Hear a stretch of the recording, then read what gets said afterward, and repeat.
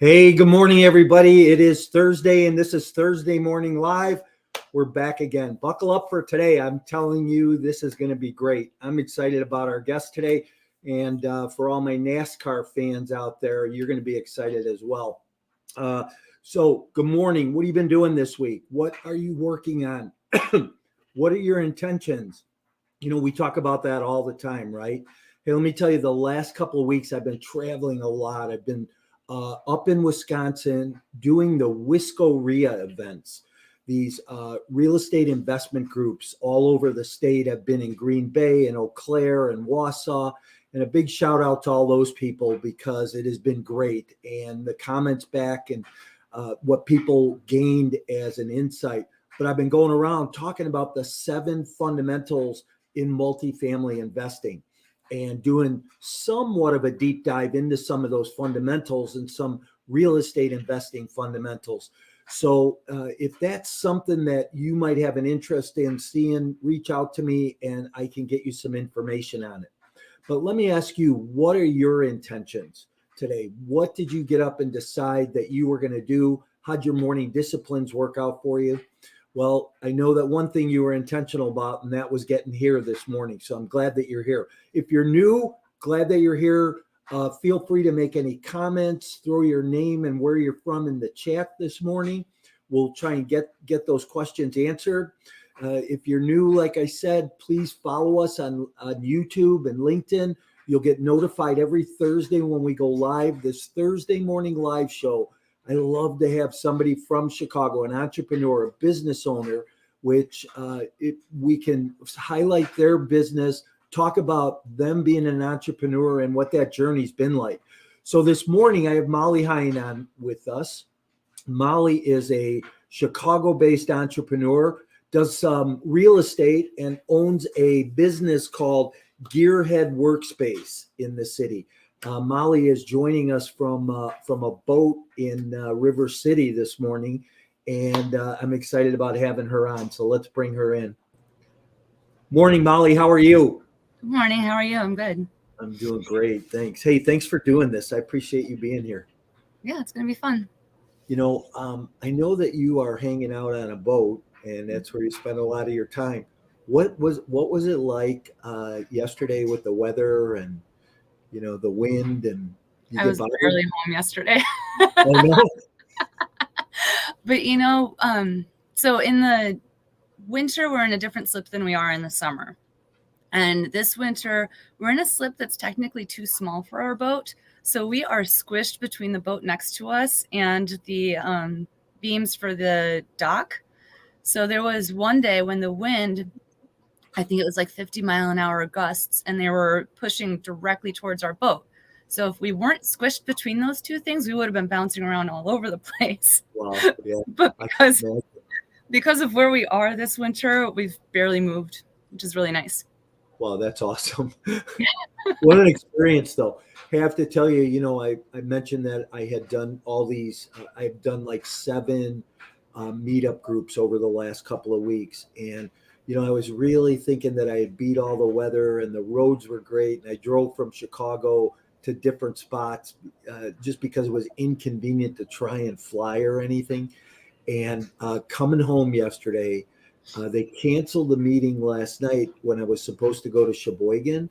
And the weather was it was terrible. It took me all day, and I mean all day, to get home from up north in the northeast northwest section of Wisconsin, up near Eau Claire, back to Chicago. The roads were crazy. And then, so I drove through snow, blowing snow, sleet, rain. It was nuts. But, so when you think about weather, it can be crazy, especially in Chicago and the Midwest. Hey, Molly, listen, I always start my show out asking one question of my guests. So in one word, what best describes you personally and professionally? Community. Community. Wow, that's interesting. Mm-hmm. I track the words that everybody says, and actually in the process of putting together a book talking about each word and each guest. And but tell me, why community? What does that mean? I mean, it's kind of what I strive to build in everything I do. Personally, just always connecting with people, networking. When we were in our late 20s, I think, my husband and I met this woman, and we were hanging out, chatting with her, talking about some different interest groups that we're involved in. And she says to us, "You're joiners." That's why it stuck with me. And I think about it and I'm like, yeah, you know what? I am. And that's fine because I like connecting people. It's what I do in real estate. It's what I do in our auto shop. And it's what I do in my personal life. Yeah. Well, you and I got connected because of Allison and the Coffee Talk group that we're a part of, which has been pretty great. I mean, I've met some really great people. I've had some other people from that meetup on Thursday Morning Live. So, I think that joining things and being part of things, and I couldn't say it any better. I think community is really important, and we create those communities around us, right? Yeah, absolutely. It's about relationship. So I know you sell some real estate. You're an agent at Coldwell Banker. Talk a little bit about how you got into the real estate business, your history. Enlighten us a little bit. Sure. So I first was licensed in 2005, before MySpace was even a thing. And so I was fresh out of college pretty much. My training was call up everybody you've ever met in your entire life and ask them if they want to buy or sell real estate. So I wasn't super comfortable with that, but I made some connections that I had lost throughout, which actually led me to my husband. I only lasted about a year because I was just like, everyone just wants apartments and I'm not going to make any money off of this. I don't know what I'm doing. So I kept my license. I put it in a holding company and then worked at the Art Institute for a few years. Meanwhile, I got married, we bought a condo, and the real estate bug bit me again. And I said, I need to get back into this industry somehow. But I wasn't ready to start a business because we were already starting to plan the auto shop that we own. So we needed to kind of focus all of our time, efforts, and money on that. So I was like, well, maybe I can be an assistant for someone. So I went to a bunch of open houses in the neighborhood and found an agent who was looking for an assistant. And I worked with her as a licensed assistant for close to 10 years until we got to the point where our shop was stable enough that I could go off and kind of do my own thing in real estate. So I've been doing that for about 3.5 years. And it's been really nice because with her, I was in residential working with move-up buyers and sellers in the South Loop. But I really wanted to get into commercial and investment properties. And when my husband was at Booth getting his MBA, I met another gentleman who wants to start a development company, and he's doing developments in Greater Grand Crossing. So I've been working with him for about 10 years and starting to find other people who are kind of in the same place as him, where they grew up in an area. They might not live there anymore. They might live close by, but it's a disinvested area, and they really want to get back to it and help build that community. So that's where my focus has been now. So a lot of your focus is on real estate investing on that side. Work with investors. Yeah, and new developers. Okay. So when you talk about new developers, are you more specific around this builder's building a building and you're selling the condos, or you're helping them resell that building, or? No, they're building neighborhoods. So the one in Greater Grand Crossing, he's focused on building an entertainment district first. Okay. And with that is going to come some residential also. Okay. But we're about to close on the first place, and it's going to be a pretty big restaurant. And then as soon as we close on that, he has another place that he wants to target. I'm not sure what he wants to put into that space yet. We're trying to get this one closed first. Okay. But yeah, people with big visions. And I'm chatting with someone who wants to do work in Austin. Same kind of thing, but I think he's going to kind of take it from the residential point first. He's still exploring. He just incorporated within a year ago. So he's still kind of exploring what his business plan is going to be and how he's going to focus it.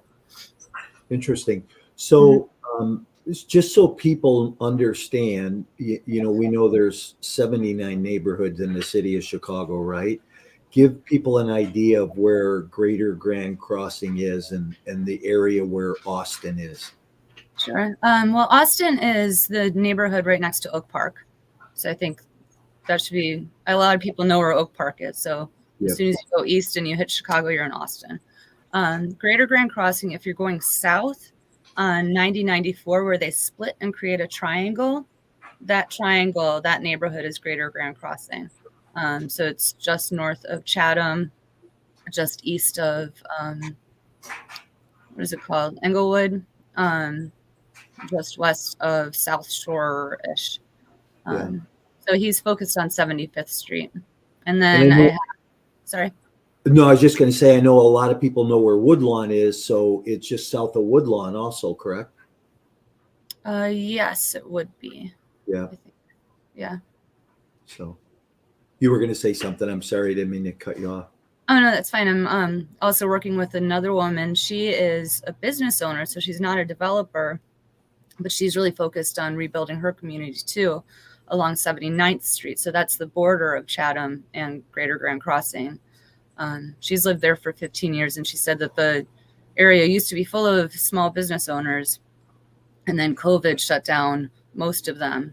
So her goal is to open a business and then start encouraging other business owners to kind of come back to the area. Well, that's interesting.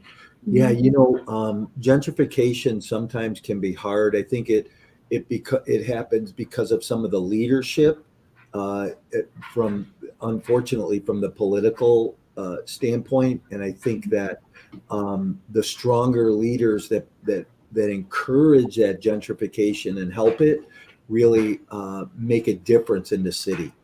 So neighborhoods like that are starting to change. I think it's just great when people go in and they put new developments in, because now you're creating jobs, you're creating opportunity, and it just gives a lot back. I actually was just talking about the people that get affected by what you do in your real estate investing. And there's really two groups of people, your stakeholders, the people who invest in what you're doing financially, and then the shareholders. The shareholders are the people who invest in your investment financially, but the stakeholders are those people around what you do. So because you fix up a property, open a business, do something different, now that starts to catch on in the neighborhood, and other things change as a result of that. It's really important. So what I like is I'm working with stakeholders who will want to remain there and encourage other stakeholders too. Yeah. The real estate. Say it again. They're encouraging other stakeholders to invest in their own neighborhood. Yeah. So hopefully we won't be pushing many people out. Instead, we'll be growing the people who are there and supporting them. Yeah. So as a real estate professional working in that arena, that brings that leadership piece in too, where you can help lead people and let people see a bigger vision, right? And see where the growth potential could be. So, Hey, I want to just circle back for a minute. You said, you first got licensed in 2005, really didn't do much business, figured out the business wasn't for you. I think I was really fortunate because I followed a great trainer. I got a coach early on, somebody who taught me, some basics, some fundamentals that helped me go out and do a bunch of business and be successful. I think it goes back to, you really have to, put work in to get the results, right? To sell houses, to put listings on the market. So there's a lot of heavy lifting involved that you have to do. I think sometimes agents get licensed, hope that they're going to get walk-in business, call-in business. They sell to a couple friends and then wonder what they have to do next. And I think more coaching and more training in the real estate business would help people be more successful. Do you see that too? Yeah. And I think the coaching and training, the systems that different companies have put in place far exceed what they had back then. And that was also like right in the middle of the bubble. So I talked to more experienced agents and say, oh, can you help me? And they're like, oh, it's easy. It's just so easy. You know, just list everything. I interviewed at one company and I was just like, so am I going to get training? Like, how does this work? What am I going to learn? Because in my, to get licensed, you really just learn the law. You don't learn how to run a business. And that managing broker said to me, oh, you need to work with us because we have all the listings. I'm like, what does that mean? And if you have all the listings, how am I going to get any listings? Yeah, right. Well, because they want agents to sell coming their back to it, a few years later, I think the training was just, it had developed much better than it had been. And social media was more of a thing, which, you know, I kind of grew up-ish, like, you know, college and beyond, really at the beginning of social media. So I understood that very well. And I come from a generation where half of us like phone calls and the other half don't. Yeah. That's an interesting dilemma in today's world. You call people and you can't get a hold of them, and yeah, email tends to go into that dark well. Or they'll answer as if like there's an emergency. Like, why are you calling me? Yeah. Well, it is an emergency. Who do you know who's going to sell their house? Hey, so I have to ask this. What did your husband go to college for to get a master's? His undergrad? Yeah, I thought you said he went on to graduate school or Yeah, he went to Booth. Okay, yeah, that's what you mentioned for his MBA. So entrepreneurship. I think they all end up with like 5 different concentrations. But his main focus was entrepreneurship. He went to that school to put our business idea through the ringer and see if it was viable or not. And if it wasn't viable, well, at least he has an MBA afterwards. And if it is, then we can move forward. So let's talk about that. How, obviously, it was viable because you guys did open a business. Yep. And your business is called Gearhead Workspace. So talk about what that is a little bit. Sure. So Gearhead Workspace is a do-it-yourself auto shop. We have all of the tools and lifts and coaching anyone needs to do. I say anything from an oil change to an engine swap, because that's what we do. We came up with the idea because we started taking our car to the racetrack a lot. And when you do that, it needs a lot of extra service throughout the year. And we live downtown and really had no want to move to the suburbs so we would have enough room to work on our own car. So then he's like, well, there must be other people with this pain point. Let's see if we can make a business out of it. Interesting. So where's your shop located? It's in the heart of Bridgeport. It's at 35th, just west of Halstead, 35th and Lituanica. Okay. And you have one shop right now. I think you were talking about maybe opening a second. We have one shop right now. This is the second location that we've ever been in. So we moved from our original location to this one. We definitely want to keep opening shops. It could be worldwide. There's shops like this worldwide. We would really like to target New York next, because we know there's a need for it there, and we kind of understand the way business works in New York better than LA, for example. Yeah. So I could bring my car in there and just change the oil if that's what I wanted to do. Yep. Can I buy oil from you, or do I bring my own oil? You supply the tools. We supply the tools, bring our own parts. Okay. Because we support every single kind of car. We can't we can't be a parts store also. Sure. Maybe in the future we can try to be a basic parts store. But at the moment, bring your own parts and we'll get you on the lift so you don't have to worry about learning how to use that.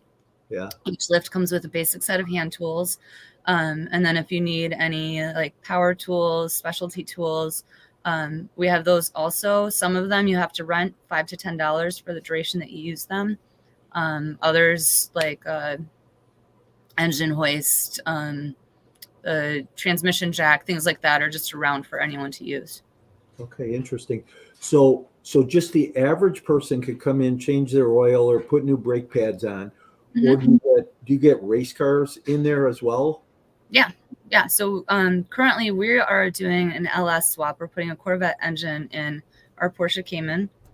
One of our friends who's a drift instructor is taking his drift car, which is a BRZ, and he's doing an EV conversion. So he's putting a Tesla motor in it and making it all electric. And it's still Wow. going to be a drift car. So that will be really interesting to see. Those are kind of the two big race car projects right now. We have another member who just bought an old farm Jeep. So he's just going to fix it up. We'll see what he decides to do with that. Yeah. Hey, thanks, Jeff, for the comment about the great interview. And good morning, Melissa. We have a couple of comments out there.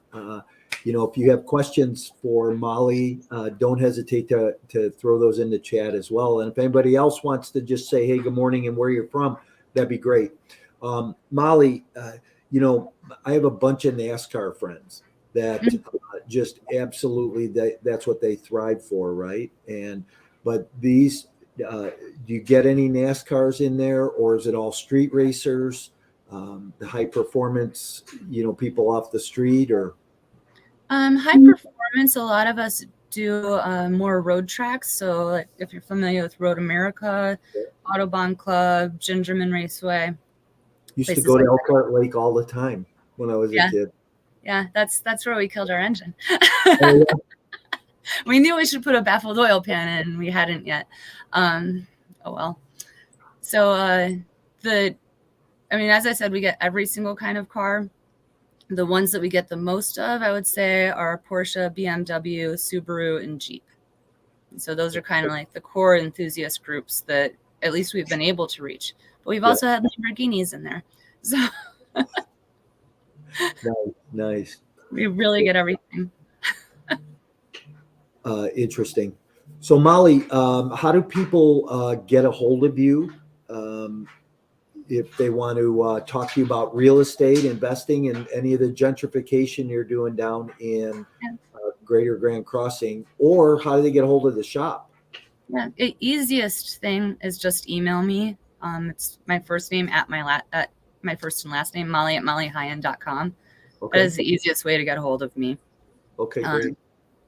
Especially if you want to ask about the shop during off hours of the shop, I'm always the email. Okay, nice. Interesting. So, Molly, I always like to kind of end up on a couple of local questions. And remember, if you know anybody like those developers or that this show on Thursday morning would be good for, I'd love to interview them, talk about their mission and their vision and that. So please keep that in mind. But a couple questions I always like to end up on. What's the best book you've ever read? So I was thinking about that because I know that you ask a lot of people that question. I don't have one that I would say is my favorite book, but there's a few. The Millionaire Real Estate Agent, I've read multiple times because it really helped me kind of put together a business plan for real estate and grasp what I should be doing and what habits I really should get into. I'm currently reading, what is the name of it? I'm in the middle of the book, so I don't think of the name of it. It's the one about, I'm going to look it up real quick. It's an FBI agent talking about negotiation skills. It's fascinating. I just talked about this yesterday with a friend of mine. I can't remember what is it? Never Split the Difference. That's right. And what was his name? What's the author's name? Put it up again.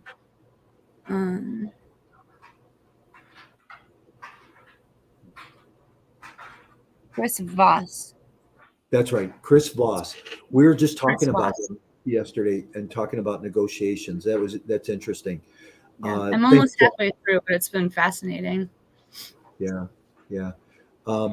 Hey, The Millionaire Real Estate Agent by Gary Keller, great book. His other one, Millionaire Real Estate Investor, is equally as good, which I always, when I teach and teach people or do a seminar or do an event, I always talk about Gary Keller's book, The Millionaire Real Estate Investor, because I think the principles in both of those books are so foundational for what you do as a sales agent or what you do as an investor. They're great books for people to read. Yeah. So what's the best restaurant in Chicago? So the thing about restaurants, I really like going to places. This goes back to community. I really like going to places where I can sit down at the bar and the bartender might hand me a drink before I even order, might tell me what it is I'm going to order because they know. And I may or may not run into a friend. So there's kind of a few. Twisted Spoke for brunch. Printer's Row Wine Shop for just a quick sandwich and to hang out. Volo for something fancy. Half Sour or First Draft for just kind of like casual eats near home.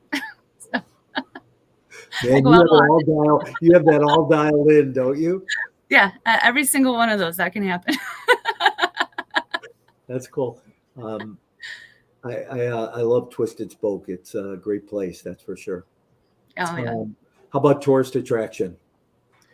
I've done a lot of travel in my life, and I would not pick a single tourist attraction.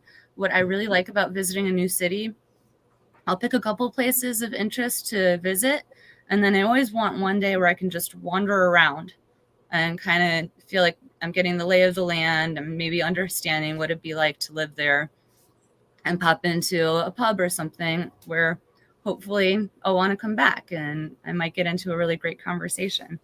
Yeah. The last time that happened was in Kyoto. I hope that place is still there because this was right before the pandemic, but it was a sake bar that we found, and it's just the owner. I don't know that he has any staff, and he just plays American records like from the 70s. And so you walk in, he'll hand you a binder of records and you can pick which one you want to listen to, and you're going to listen to the entire thing. And then he'll also pick sakes for you just based on your flavor profile. So for some of the younger listeners that don't know what a record is, that's a vinyl thing that you put a needle on, it spins around and it plays music, right? Yeah. 45s or 78s?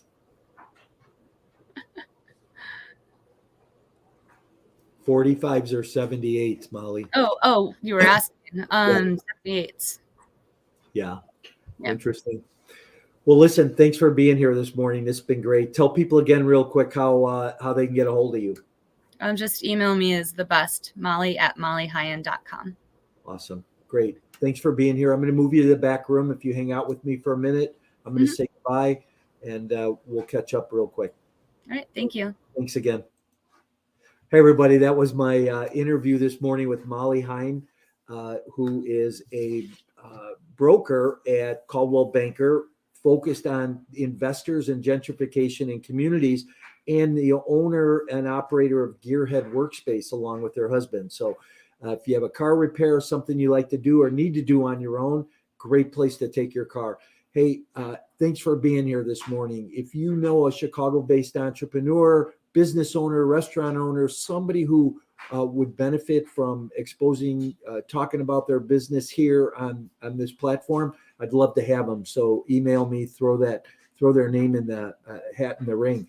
But remember, be intentional about what you do. Saturday we'll be here, Multifamily Unplugged. Look forward to meeting you somewhere along the line. Have a great day. If I can do anything, don't hesitate to reach out, and please like us and love us on social media.